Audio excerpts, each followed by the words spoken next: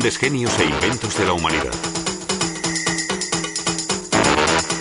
La draisina de Carl Friedrich Drais.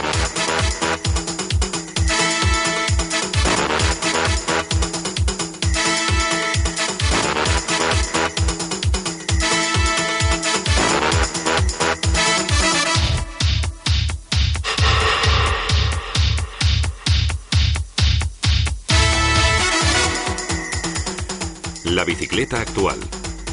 Una máquina de movimiento de alta tecnología arriesgada en la montaña, ecológica en la ciudad y espectacular en el aire.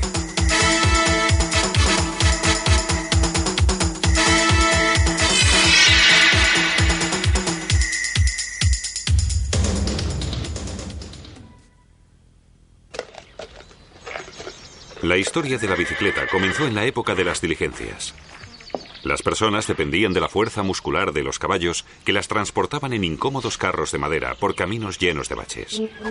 ¿Pero no podía crearse un vehículo que avanzara propulsado por la fuerza de una persona? Fue el barón Carl Friedrich Drais von Sauerbrunn quien durante su retiro en el pequeño pueblo badense de Gegenbach puso los cimientos para ello. 1816. Drais, entonces guardabosques del Gran Ducado Badense e inventor por afición, puso a prueba su draisina. Fue el primero en construir una bicicleta manejable, uno de los mayores inventos del siglo XIX. Pronto desarrolló un sistema de ajuste de altura para el sillín. El padre de la bicicleta no utilizó cadena, aunque ese invento ya no era novedoso en su época. Drais y sus contemporáneos desconocían aún las fuerzas de autoestabilización que impedían que la bicicleta cayera, aun cuando los pies no estaban en el suelo.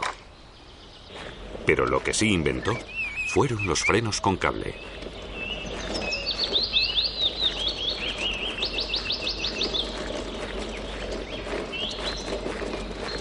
Drais señaló los puntos del cuadro de madera por los que debía pasar el cable.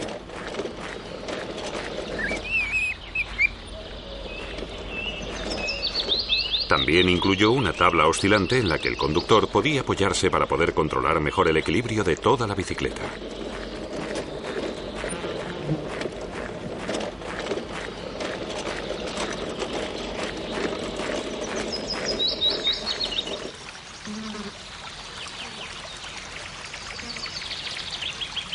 El engrasado era particularmente importante para la dirección de su construcción de madera, y Drais lo sabía.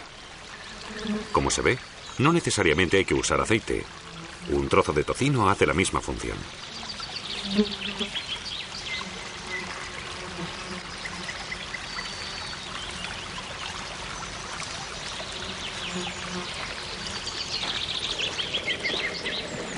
Aunque el paseo en draisina fuera demasiado pesado, con la invención de la rueda delantera manejable, Drais sentó las bases más importantes de la bicicleta.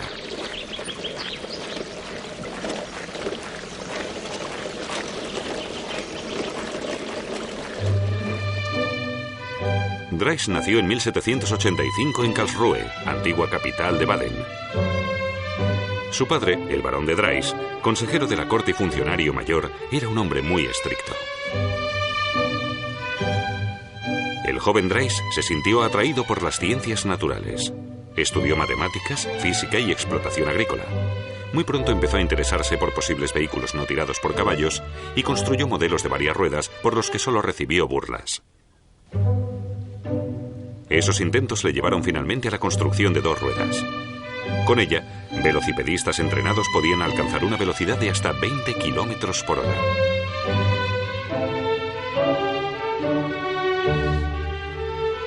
En Francia, la draisine, en Inglaterra, el hobby horse, la invención de Drais se demandó rápidamente más allá de las fronteras del Gran Ducado de Baden. Se demostró que la draisina también avanzaba sin la tabla oscilante. Los agitados movimientos necesarios para avanzar provocaban caídas, dando lugar a situaciones cómicas que acababan en carcajadas.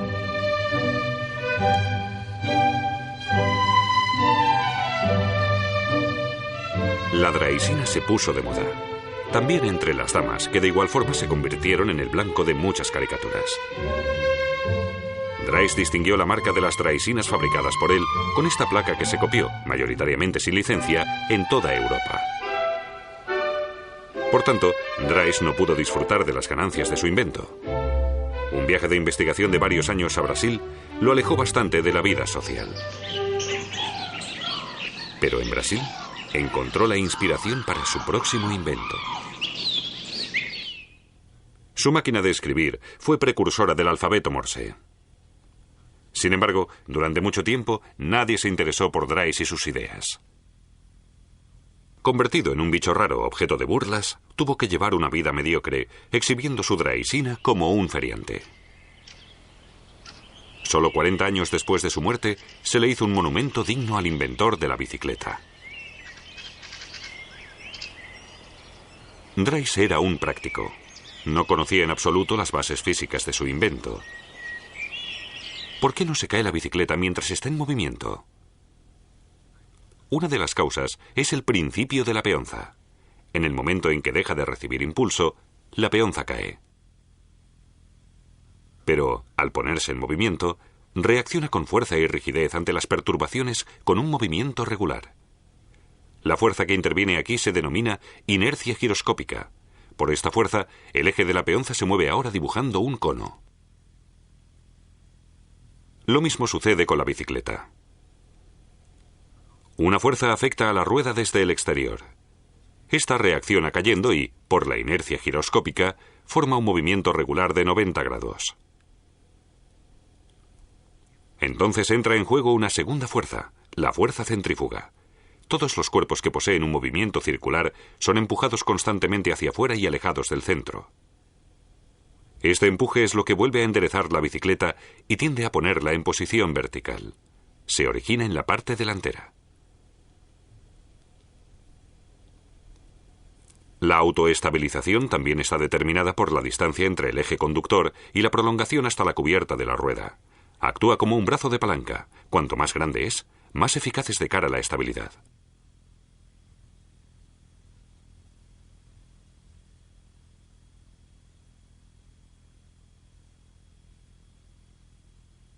Cuando la bicicleta toma una curva, su dirección se desvía de su eje. La fuerza de rozamiento se hace patente y vuelve a redirigir la bicicleta en línea recta.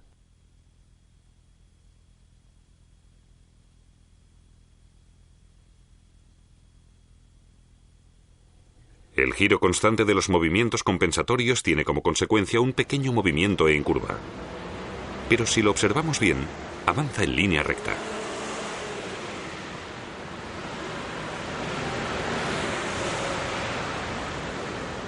Todos estos fenómenos son solo algunos de los motivos por los que avanza una bicicleta.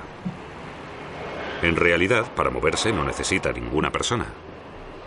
Así lo han demostrado recientemente científicos de la Universidad de Oldenburg.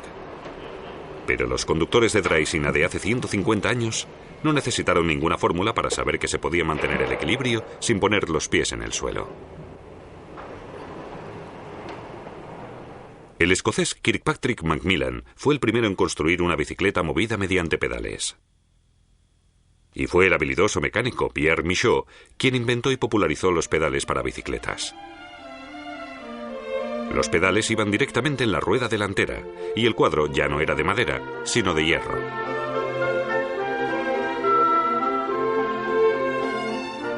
Las damas más atrevidas se lanzaron a probar la bicicleta. Y para los más arriesgados, Michaud inventó el triciclo. Los pedales de latón, minuciosamente trabajados, tenían una candileja como contrapeso. Se fue viendo que el equilibrio aumentaba con el tamaño de la rueda delantera. Comenzaba el desarrollo de la bicicleta de rueda alta. El ciclista ya no estaba sentado en un medio de transporte, sino que se trasladaba practicando un deporte al aire libre. Los parques pronto se convirtieron en pistas de carreras. Pero la bicicleta de rueda alta tenía una gran desventaja. Cada vez que frenaba, el ciclista se arriesgaba a salir propulsado y caer.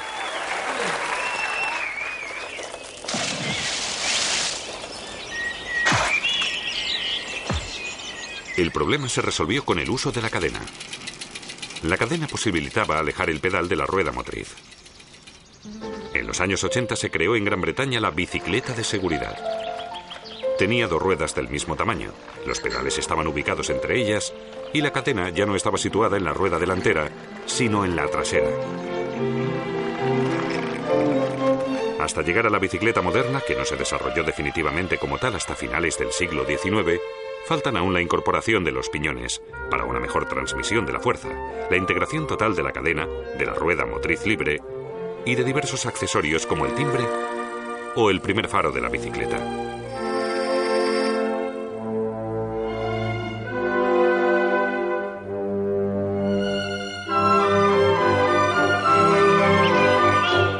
Otro gran hito, los neumáticos del veterinario irlandés John Dunlop. Tubos hinchados con aire recubiertos con una envoltura de goma dura. Un neumático de goma. Y el neumático Dunlop con unas características de funcionamiento muy mejoradas.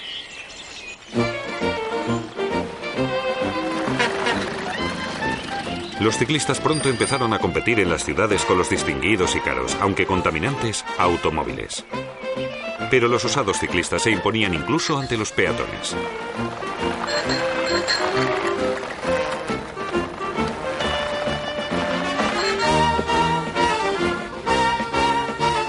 Pronto llegaron los castigos. Se intentó resolver el aumento de accidentes con la implantación de un carnet de conducir bicicleta y un código de circulación.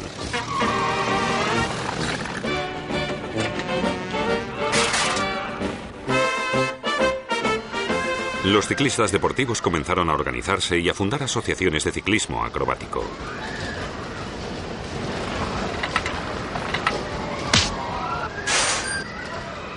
Empezaron a disputarse competiciones de forma periódica, como el Tour de Francia, y se crearon nuevas formas de ciclismo deportivo. El ciclismo en pista y la persecución por equipos empezaron a disputarse como deportes en los estadios.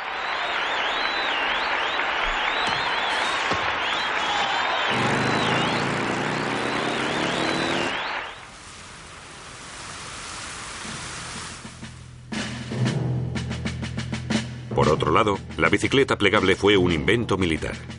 Hoy sigue jugando un importante papel como medio de transporte para la infantería.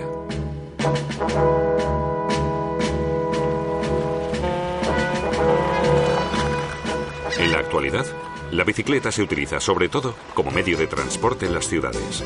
Particularmente elevado es el número de ciclistas que encontramos en los Países Bajos.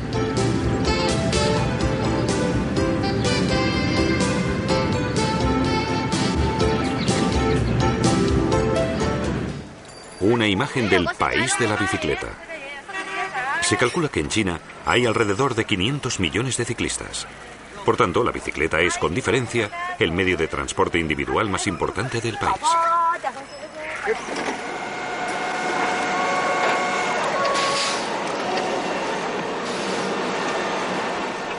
Actualmente, la producción de bicicletas está muy automatizada.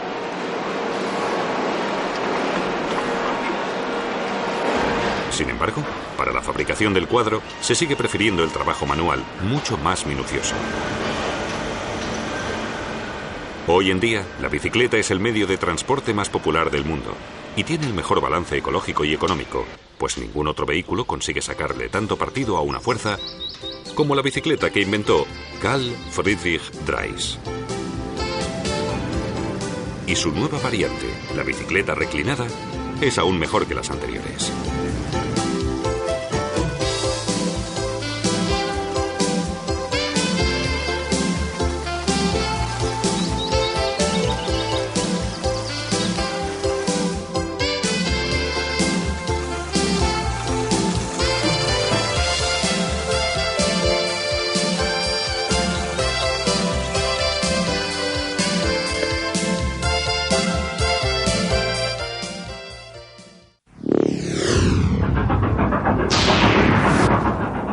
Grandes genios e inventos de la humanidad.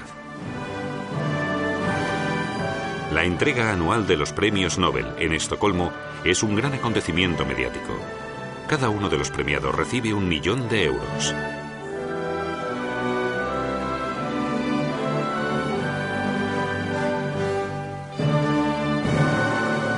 Pero muy pocos saben que los premios los creó un hombre que hizo historia por ser el inventor de la dinamita y uno de los mayores empresarios del siglo XIX. ¿Quién fue este hombre que revolucionó con sus inventos las técnicas de armamento y que, sin embargo, se opuso durante toda su vida a la guerra? Alfred Nobel y la dinamita. Alfred Nobel nació el 21 de octubre de 1833 en Estocolmo. En aquel momento, su familia tenía muchos problemas económicos. Ese mismo año su padre tuvo que declararse en quiebra. Se había creado un nombre con la construcción de minas marinas. Después de la quiebra, se marchó solo a San Petersburgo para levantar allí un nuevo negocio de armamento.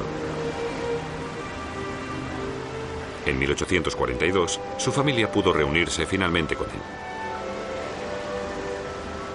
Allí, Alfred recibía clases de un profesor privado. Mostraba interés por las ciencias naturales y muy especialmente por la literatura. Para quitarle esa idea de la cabeza, en 1850 su padre lo envió en un viaje de estudios a Alemania, Inglaterra, América y Francia. En París, Nobel fue ayudante del químico Théophile Jules Pelouse, un puesto que también había ocupado pocos años antes Ascanio Sobrero. Sobrero descubrió en 1847 la nitroglicerina al mezclar la glicerina con ácido nítrico y ácido sulfúrico.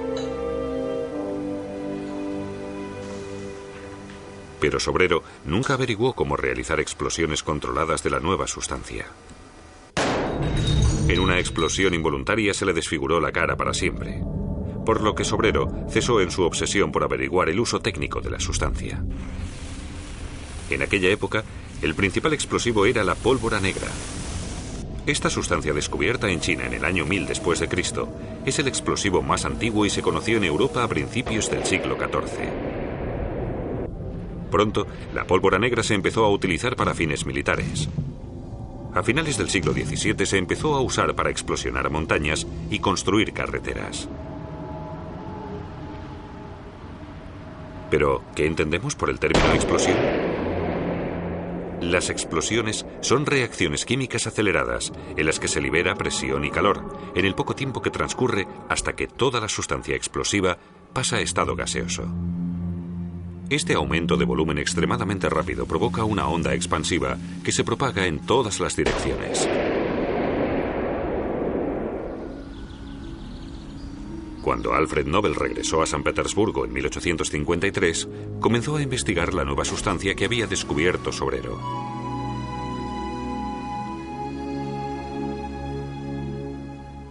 Nobel quedó fascinado. La nitroglicerina no solo poseía de 6 a 7 veces más potencia que la pólvora negra. La glicerina era una materia prima mucho más barata que se obtenía de la producción del jabón. Pero de entrada, Nobel tampoco consiguió dominar la sustancia.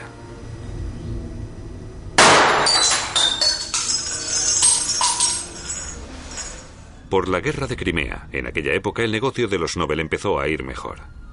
Produjeron, entre otras cosas, las minas marinas que impidieron a la flota inglesa atacar San Petersburgo. Pero conforme iban perdiendo la guerra, los rusos se iban quedando sin materias primas para fabricar más armamento. En 1863, la empresa Nobel vuelve a ir a la bancarrota y la familia regresa de nuevo a Estocolmo.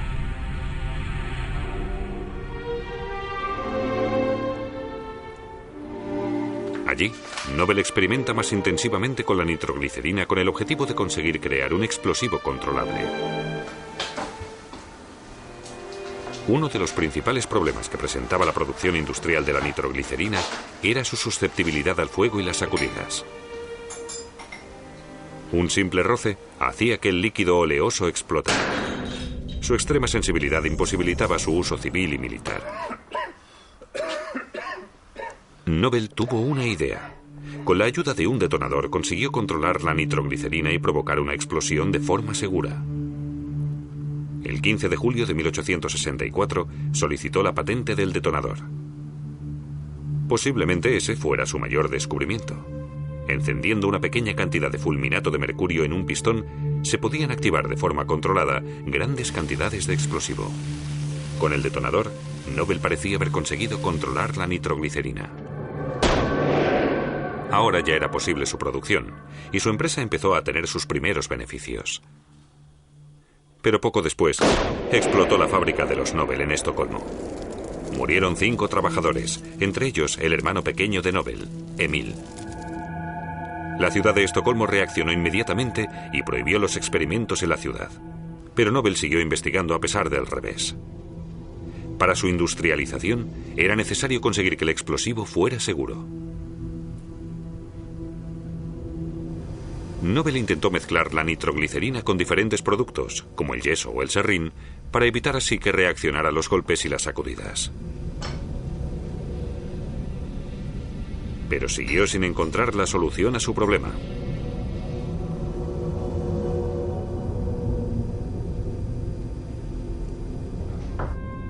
Para evitar los riesgos de transportar la sustancia, Nobel inició la fabricación propia de nitroglicerina en diferentes países y patentó el producto en cada uno de ellos como el aceite explosivo de Nobel.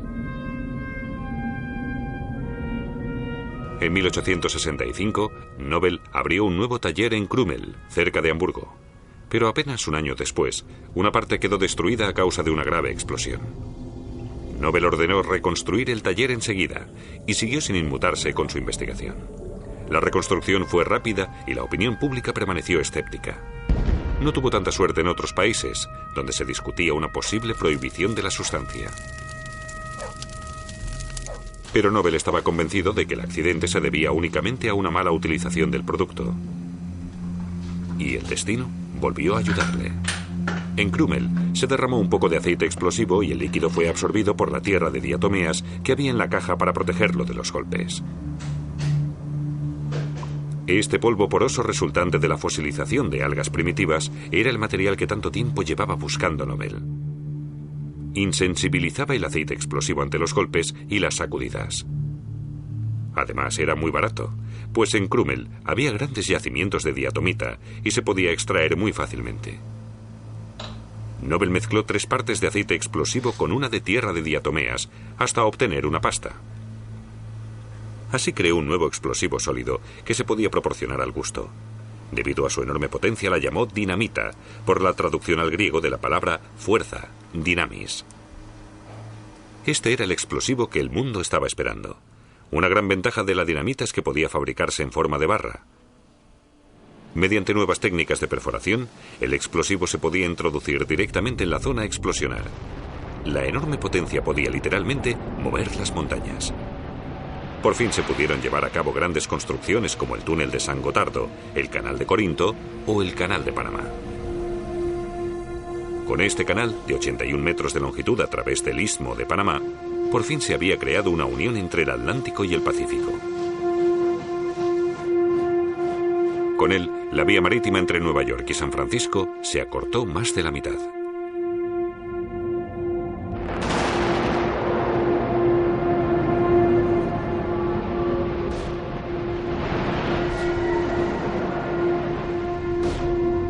Nobel merecía ahora un reconocimiento por la dinamita. Su producción en Krumel se duplicaba anualmente, y Nobel abrió nuevas fábricas en Alemania, Inglaterra y Estados Unidos. Al ver que sus talleres independientes competían entre ellos y acababan bajando los precios, Nobel fusionó todas sus empresas en una sociedad.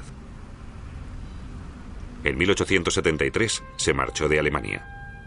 Por motivos de salud, Nobel, que caía enfermo muy frecuentemente desde su juventud, se trasladó a París.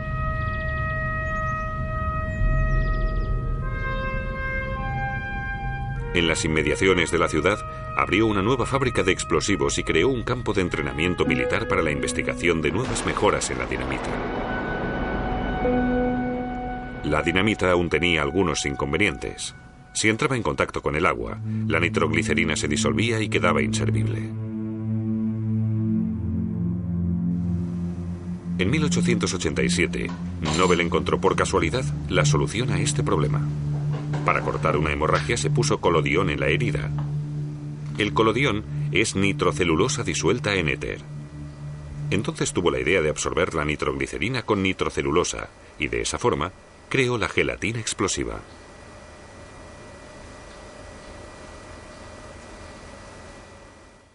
Este explosivo no solo tenía la ventaja de ser mucho más potente por su elevado contenido de nitroglicerina. Además, no era disoluble en agua y, por tanto, permitía también las detonaciones debajo del agua.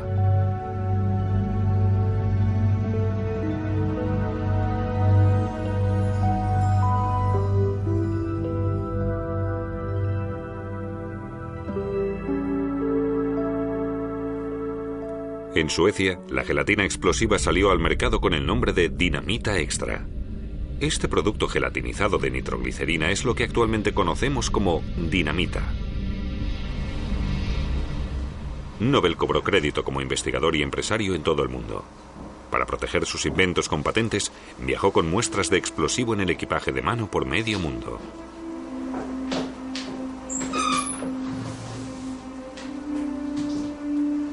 Lo único que le molestaba del maravilloso explosivo era la gran nube de humo derivada de las detonaciones.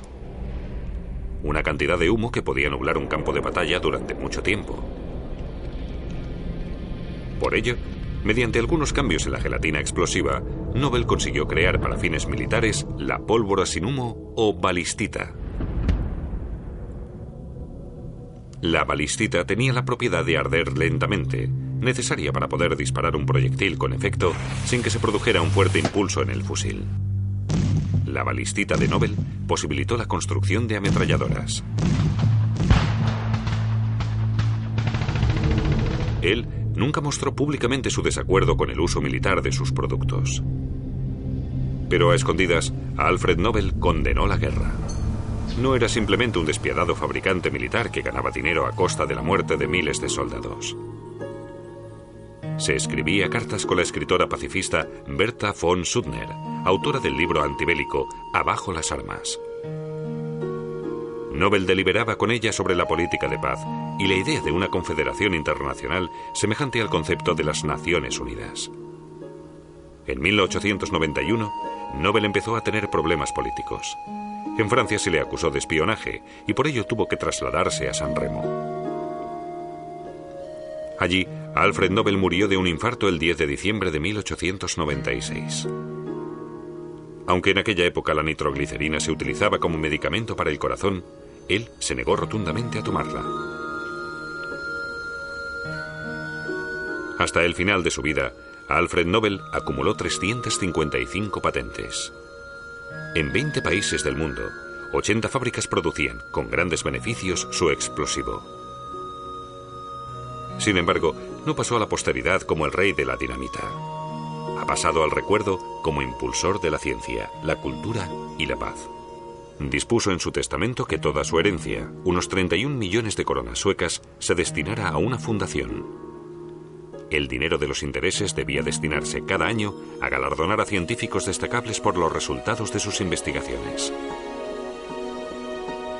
A esto se sumaron también los premios a la literatura y el compromiso por la paz, las dos pasiones secretas de Nobel. Sus familiares intentaron impugnar el testamento, por lo que hasta el año 1901 no se pudo celebrar la primera ceremonia de los premios Nobel. Uno de los primeros premios Nobel por la paz se le entregó a Berta von Suttner, la única mujer que desempeñó un papel importante en la vida de Nobel.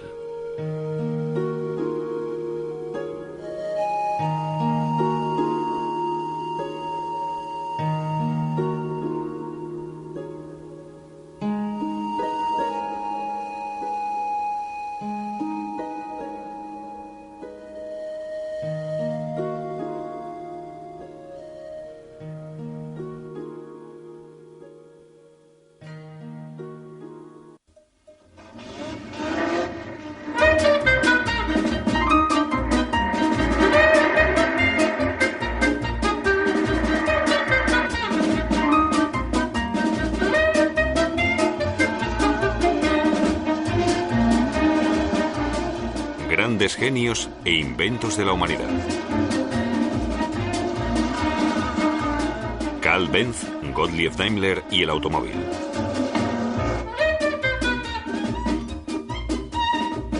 El automóvil ha marcado nuestra época más que ningún otro invento.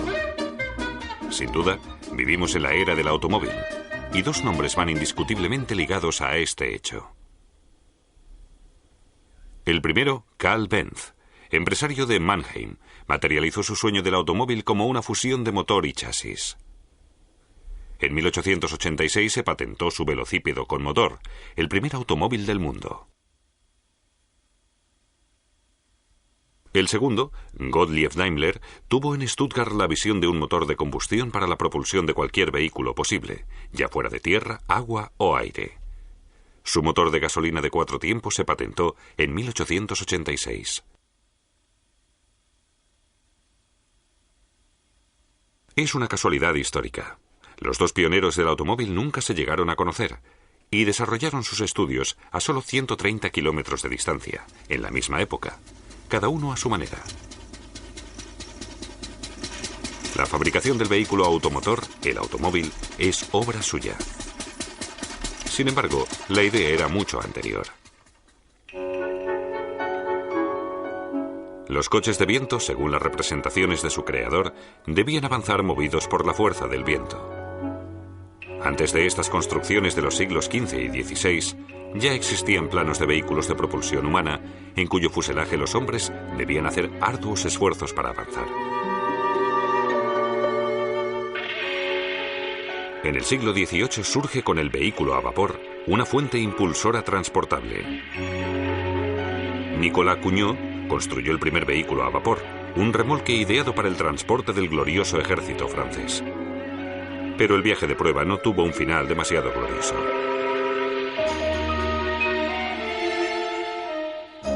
Algunos años después, se crearon pequeños motores de combustión de gas, las máquinas atmosféricas.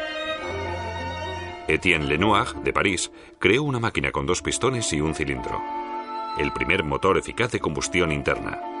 Incluso llegó a realizar con él una salida por los alrededores de París.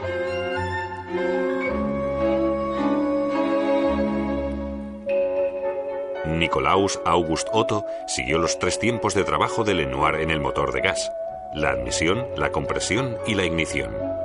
Y añadió un cuarto: el escape.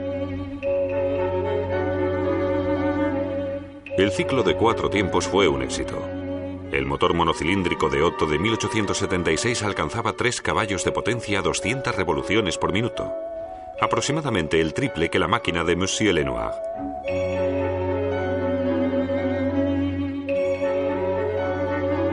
La fábrica de motores de Otto, Deutz AG en Colonia, se convirtió en la mayor fabricante de motores de 4 tiempos de Europa y, por supuesto, siguió trabajando de forma regular. También participó en el desarrollo del motor de 4 tiempos Gottlieb Daimler, entonces socio en la dirección de la fábrica de Deutz. Junto a Wilhelm Maybach, se le consideró un constructor superdotado de su época. Maybach y Daimler se dieron cuenta de que el motor de 4 tiempos ponía por fin a su disposición la tan buscada fuente impulsora para los vehículos. El ciclo de Otto, uno de los inventos del siglo. El pistón, en su descenso, crea un vacío dentro del cilindro. A través de una abertura de admisión, penetra en él la mezcla aire-combustible. Después, en su ascenso, el pistón comprime la mezcla que en ese momento se inflama. La mezcla inflamada explota y el pistón es impulsado hacia abajo, liberando energía. El cigüeñal vuelve a girar después de la explosión. Y en el último tiempo, los gases son expulsados por el ascenso del pistón.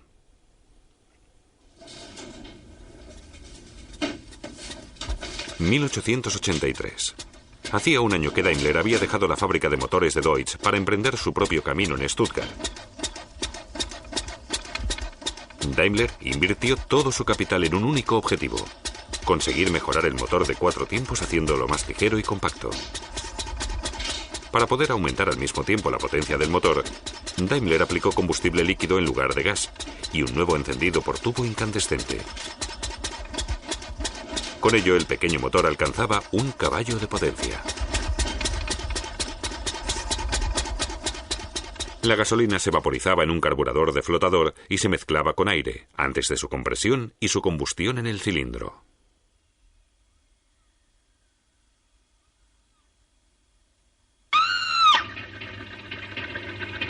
Aunque así lo creyeran muchos contemporáneos, no serían los espíritus los que harían peligrar los viñedos de Stuttgart en 1885, sino Daimler con su bicicleta a motor.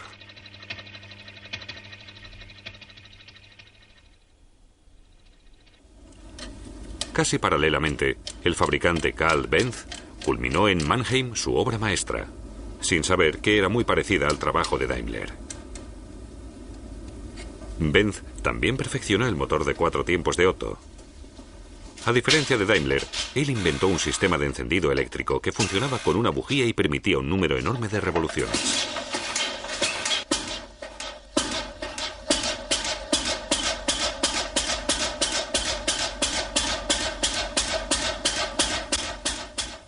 En julio de 1886, Benz realizó su primer viaje de prueba con su coche de 3 ruedas.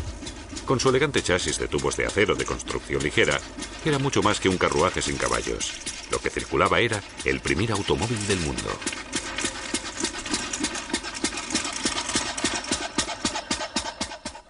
Desde el momento de su culminación, este prototipo estaba preparado para fabricarse en serie.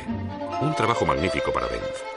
A finales de 1887 comenzó la producción de coches en su fábrica de motores de Mannheim. Daimler, en Stuttgart, siguió sus pasos poco después. Él también tenía un automóvil en proceso.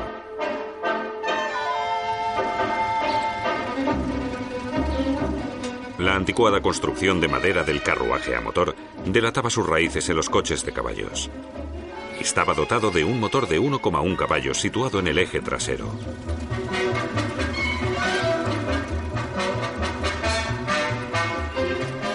El primer Benz con 4 ruedas llegó en 1893, el modelo Victoria, con nada menos que 3 caballos de potencia. Pero en aquella época en Alemania impresionó a muy pocos.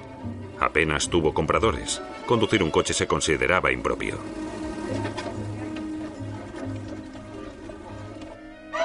Todo lo contrario pasó en Francia, donde Benz y Daimler celebraron el éxito de sus ventas. La primera carrera automovilística del mundo se celebró en tierras francesas, París, Burdeos y vuelta. También participaron coches de vapor y vivieron su particular Waterloo. Los nuevos coches de gasolina les ganaron de forma aplastante. El ganador del recorrido de 1.200 kilómetros, un coche con un motor Daimler.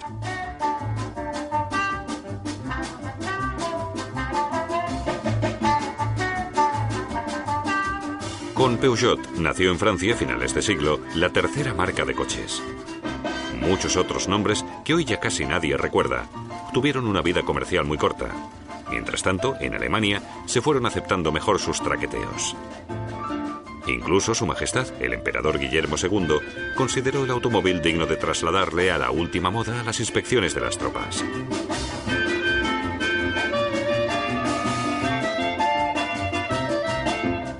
Con el título Rey del Automóvil se condecoró a otro dirigente, Henry Ford, soberano de miles de trabajadores del sector en Detroit. Ford revolucionó la producción automovilística.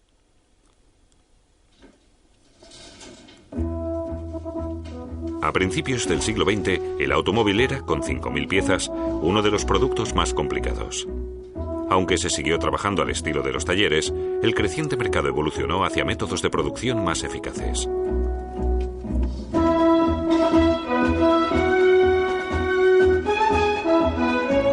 En 1913, Ford introdujo la cadena de trabajo para la fabricación de su modelo T. Los resultados fueron asombrosos. Ford completaba el montaje de un chasis con los ejes, los resortes y el motor en la quinta parte del tiempo que necesitaba antes.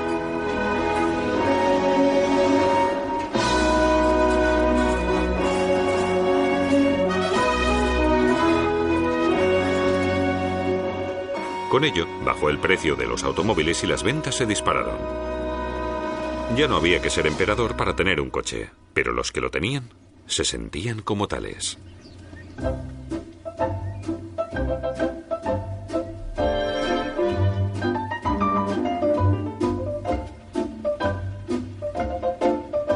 Poco antes de la Primera Guerra Mundial, el enorme coche de motor se había transformado en un automóvil más reducido y estirado. Por norma general, predominaban los coches descubiertos con el motor delante y la transmisión detrás. Pero Pero no se mantuvo así. Los constructores probaron todas las modalidades posibles. Así, se fabricaron modelos con la transmisión en el eje delantero en lugar del trasero, con lo que se distribuía mejor el peso del motor sobre la rueda motriz y que de cara a la estructura ahorraba mucho espacio.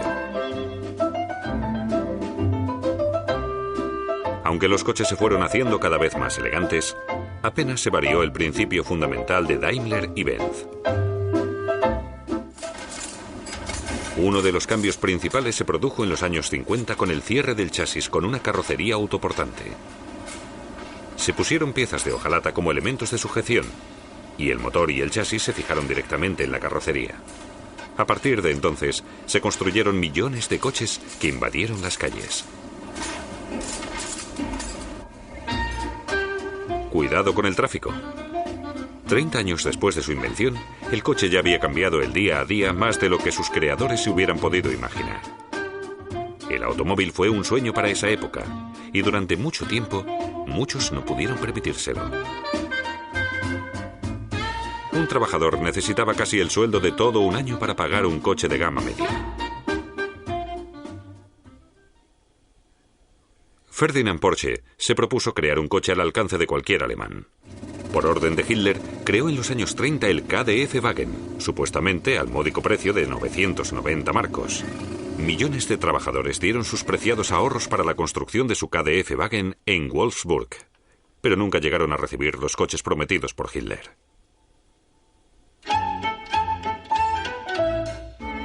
En cuanto acabó la guerra, los alemanes viajaron con sus KDF-Wagen hacia el milagro económico y, sobre todo, hacia Italia.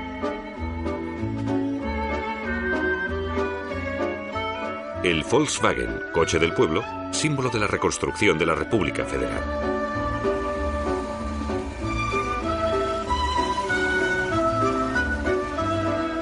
Había comenzado la etapa de la motorización masiva, y con ella surgieron nuevos desafíos.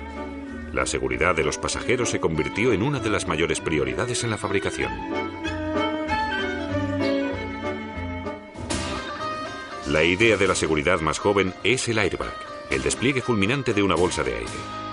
Impensable sin la electrónica. Al igual que el sistema ABS, que impide que las ruedas se bloqueen al frenar. Entra la monitorización de la depuración de los gases de escape por el catalizador y la combustión del motor. Todo para posibilitar una fabricación menos contaminante. Se está investigando el uso de nuevas fuentes de energía. Las reservas de petróleo de la Tierra se agotan. La energía eléctrica aún no puede competir a nivel económico. La energía hidráulica presenta aún muchas dudas prácticas, como el aprovisionamiento.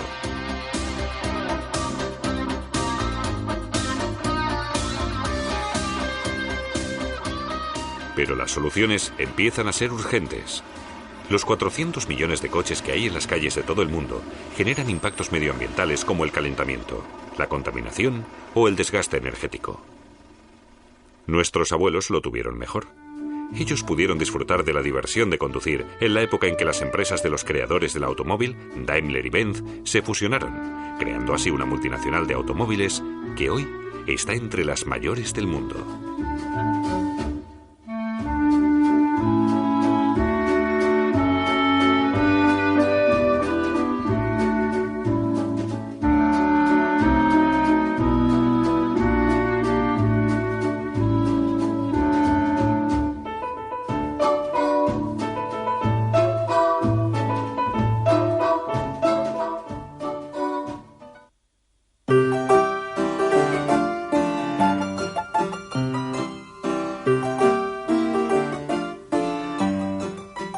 Grandes genios e inventos de la humanidad.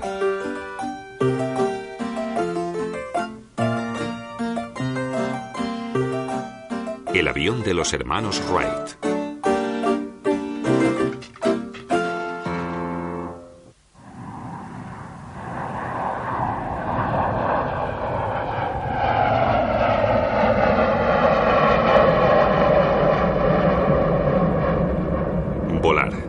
De forma ligera y sin esfuerzo, como un pájaro, el eterno sueño del hombre.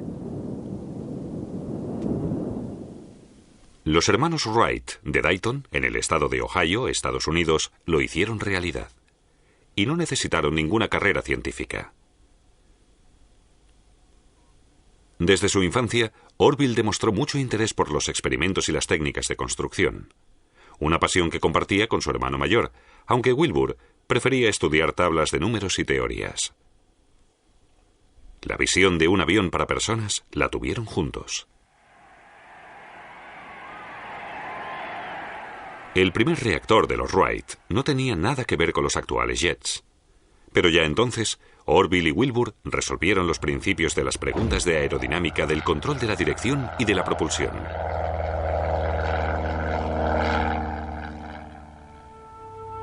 Los hermanos consiguieron lo que inventores, investigadores y osados aventureros habían intentado en vano. Todos ellos quisieron engañar a las leyes de la física y fracasaron.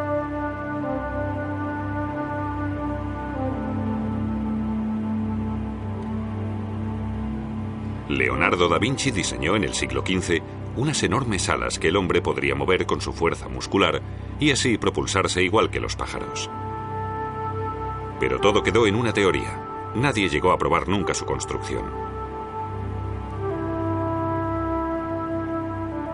El inglés Sir George Cayley fue el primero que propuso en el siglo XVIII una teoría y práctica de la aerodinámica. Incluso construyó un planeador, con el que llegó a realizar pequeños vuelos. Lo que en su día comenzó Cayley, lo retomó Otto Lilienthal en Berlín a finales del siglo XIX. El ingeniero tomó a las cigüeñas como modelo. Observándolas descubrió que la forma arqueada de sus alas era lo que proporcionaba elegancia y ligereza a su vuelo. Mirándolas descubrió también el secreto del vuelo mecánico, que pudo exponer de forma teórica en 1889 en su libro El vuelo de los pájaros como base de la aviación. Lilienthal fue el primero en demostrar que el ala debía tener un mayor arqueamiento en la parte superior que en la parte inferior.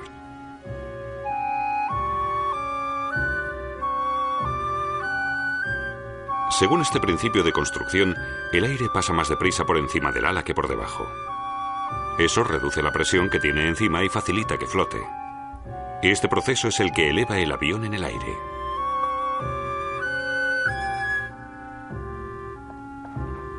Para probar su planeador, Lilienthal solicitó levantar su propio terraplén en Lichterfelde, Berlín. Allí, el 9 de agosto de 1896, el osado planeador se topó con una ráfaga. Lilienthal cayó y resultó gravemente herido. Un día después, falleció. Pero ya había otros preparados para concluir su trabajo. Wilbur y Orville Wright llevaban algunos años ganándose la vida con una pequeña fábrica de bicicletas. Desde hacía tiempo, habían acondicionado uno de sus talleres para su investigación en la creación de un avión. El accidente mortal de Lilienthal había despertado el enorme interés de los hermanos Wright por la aviación. Pronto descubrieron que los cálculos del impulso que había hecho el alemán no eran exactos, y probablemente esos fallos le habían costado la vida. Orville y Wilbur decidieron desechar todas las teorías aerodinámicas existentes hasta entonces y volver a realizar todos los cálculos desde el principio. Mediante unas sencillas pruebas, estudiaron el comportamiento de diferentes formas de alas. La llanta de una bicicleta era su aparato de medición. Frente a una superficie lisa que usaban para cotejar, montaban el perfil de un ala arqueada, cuya flotabilidad era lo que querían investigar.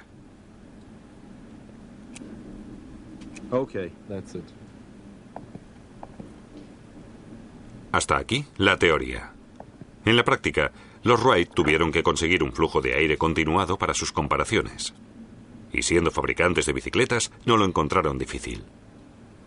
Compararían en marcha el comportamiento de la superficie arqueada con las propiedades ya conocidas de la superficie lisa, y así elegirían la forma más adecuada para las alas. Un sencillo pero agotador viaje. Here you go. Finished. Good luck, old boy. Okay.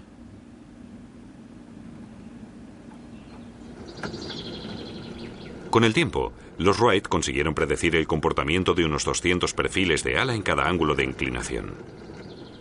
Fueron los primeros en aportar datos demostrados sobre las leyes más importantes de la aerodinámica.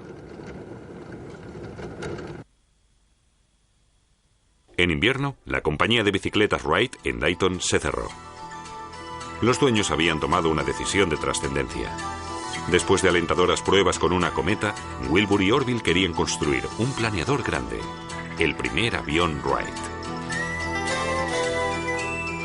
Con el material, las herramientas y las maletas, los hermanos emprendieron su camino. Un viaje a la perdida costa atlántica, a miles de kilómetros hasta Kitty Hawk, ciudad que habían elegido para sus pruebas por su régimen de vientos. Allí, los Wright escribirían sus importantes escritos técnicos, aunque su escasa vivienda no lo aparentara. Kitty Hawk, el primer aeródromo del mundo.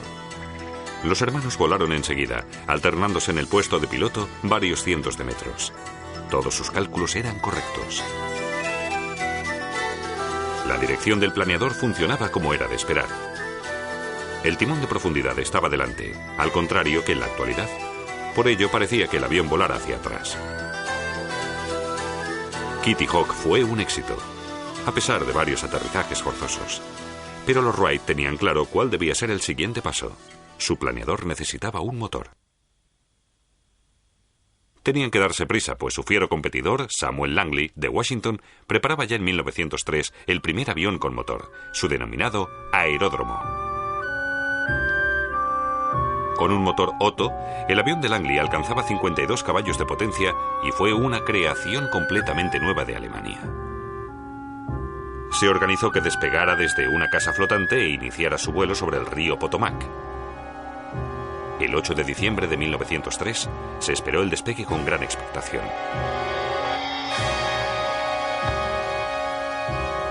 Harán falta entre 1 y 1.000 millones de años, se burló el New York Times, para construir una máquina que sea capaz de volar de verdad.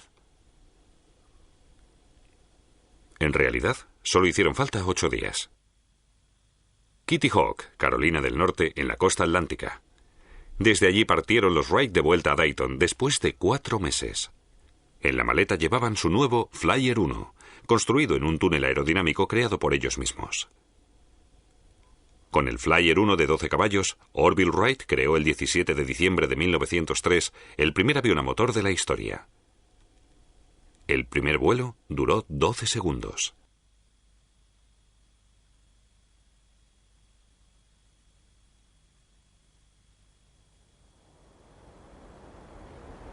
Ese mismo día, los hermanos llevaron a cabo más vuelos. En el más largo, recorrieron 260 metros y volaron casi 1 minuto. Posteriormente, convirtieron su Flyer patentado en un aparato de vuelo con el que se podía permanecer el tiempo que se deseara en el aire.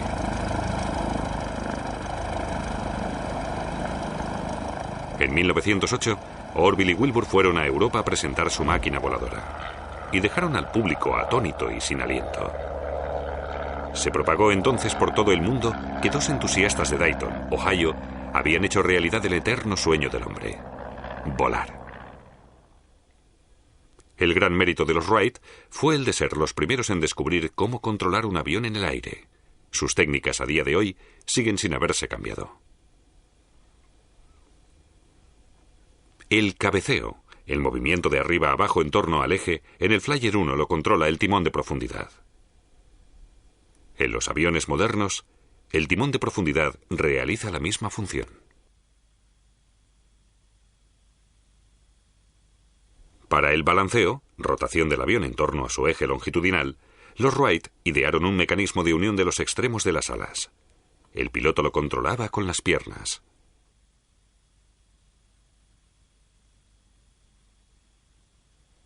Con el timón de dirección trasero se controla el movimiento de guiñada del avión en torno al eje vertical. En realidad, estos 3 movimientos no se realizan de forma independiente. Para compensar la fuerza, cuando el avión cambia de dirección, hay que estabilizarlo mediante una inclinación. Todavía hoy, para mover el avión, tiene que haber una relación correcta entre la velocidad, la inclinación del avión y el ángulo de inclinación de las alas. Si no, al bajar la corriente de las alas, el avión caería. Entraría en barrena y solo podría controlarse con una mente fría y mucha habilidad.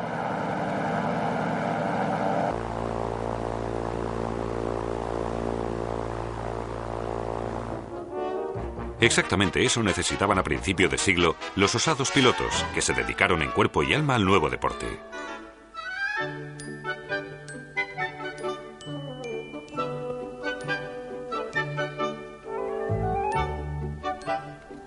Poco después, los generales descubrieron que los aviones eran algo más que un juguete.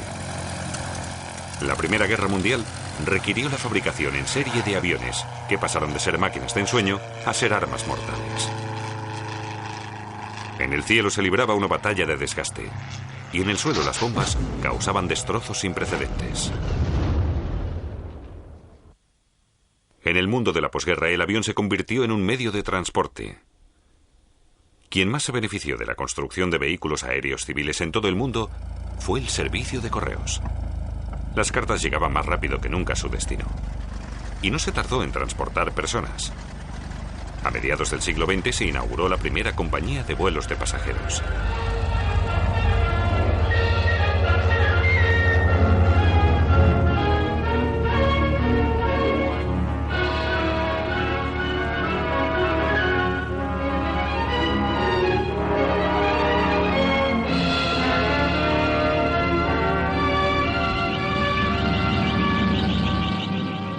Qué pequeño era ahora el mundo.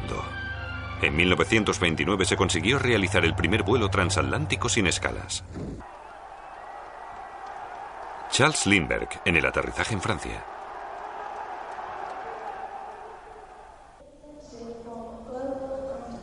Treinta años después, la hazaña de Lindbergh de cruzar el Atlántico ya no era nada del otro mundo. Estalló el boom de los viajes. Familias curiosas de todo el mundo subían a bordo de las enormes máquinas de propulsión para ver por primera vez el mundo desde el aire.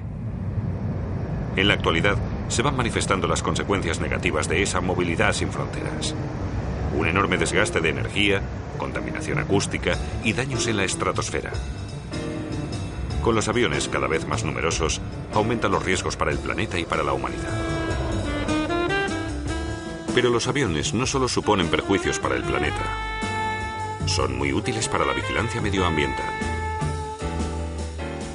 Este enciclopedista hace un seguimiento de las emisiones contaminantes en el Mar del Norte. Este tipo de controles sería mucho más complicado con cualquier otro medio.